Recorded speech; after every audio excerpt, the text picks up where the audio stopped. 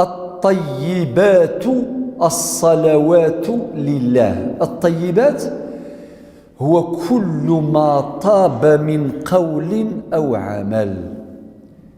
أين كيقلان طيب يلها فهو مراد، وين يدفع عن الحلال فهو طيب، وين يخدم الدنيا أمثلة يلهان كلام طيب.